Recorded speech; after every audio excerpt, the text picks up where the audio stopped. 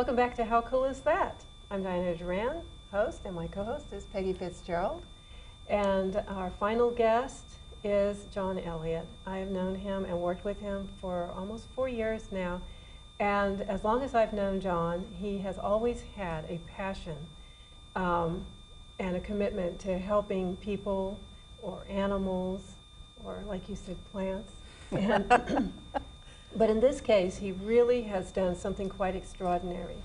He has started an organization called AidWEST. And you were inspired when you were just like everybody else watching, just riveted by what was on television when the earthquake hit Haiti. And I remember you calling me and you said, I just can't sit here and watch this and not do anything. And I remember it's almost verbatim of what you said. And so he's one of the few people who actually got up and you did something about it. And I just want you to tell us, start in your own words what you did. For the first few hours, I watched the reports like everybody else, and then I started thinking, what could I do?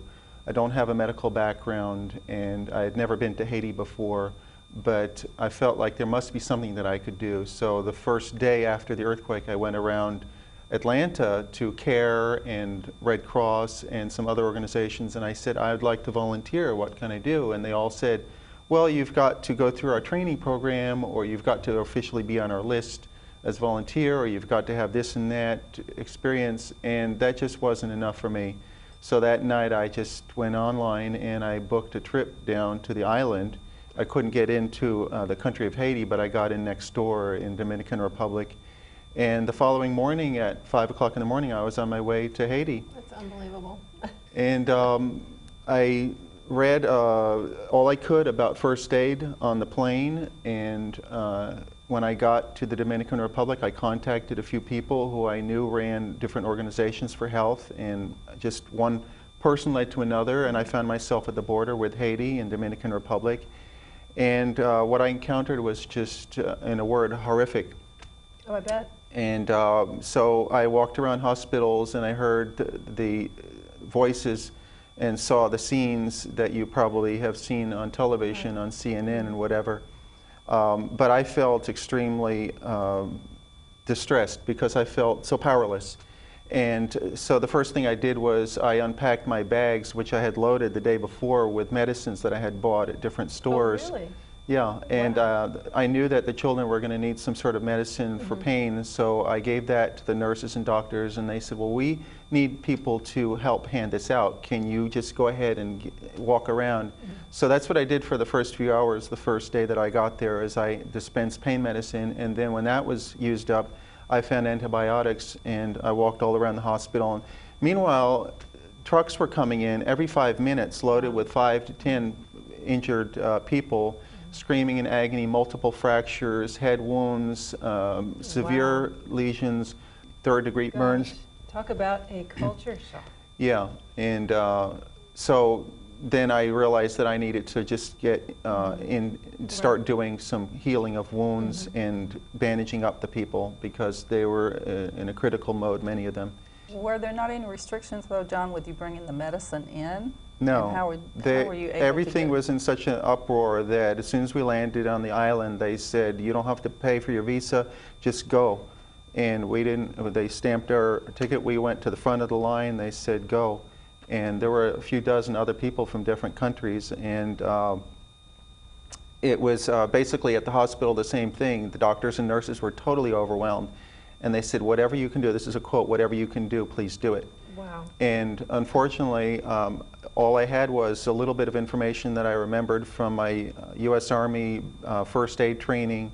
And I had been to Latin America when I was a teenager, and I had given immunizations. But other than that, it was all basically watching the nurses, watching the doctors, learning what they did to clean the wounds. And in a few hours, I was doing the same thing. Now, how many trips have you made there? I've made 3 trips, each approximately 12 days. The last time I was down there for 15 days. That's amazing. And the second and the third trip, I brought down medical people with me. And so I started an organization because I realized that although there were doctors and nurses down there and medics, the labor-intensive things were falling by the wayside. And so infections were becoming a big problem. Yeah, and so amputations were being done that didn't need to be done because people were not having their bandages changed because there just weren't enough people to clean the wounds.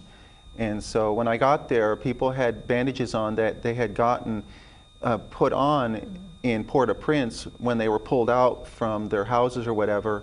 And then 5 days later, there were the same bandages on there in a tropical environment. Yeah, so right. they had all sorts of horrible things going Staph on when you lifted the infection, bandage up. There were little animals in there, insects.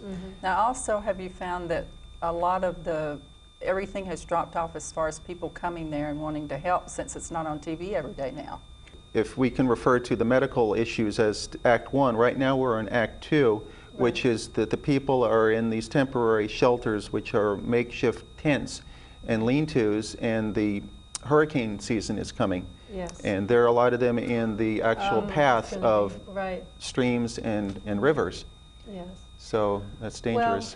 Well, it's devastating, and it seems that we have so many things going on in the world, and you know, I mean, you know, I've said this to you before. It's just amazed me how your commitment just goes above and beyond what the normal expectation is.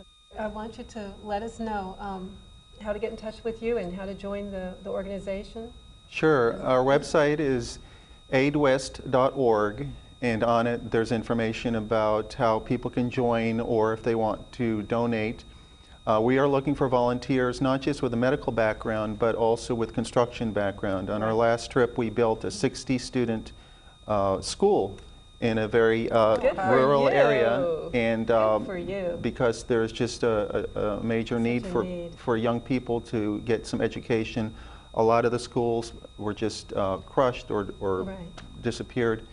And so education is very important, and it also allows them some relief from the stress and allows them to emotionally heal in the therapy way.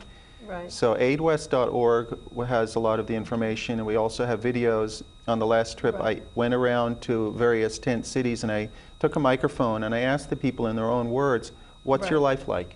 And if you watch this video, which is about 10 minutes long, and you hear in their words, you will really understand from their perspective what their life is really like. Right, and I've seen that. And that's on your website also? Yes, yeah, the link is on the website. Great. Listen to the whole thing. And that's it for today. We appreciate you tuning in.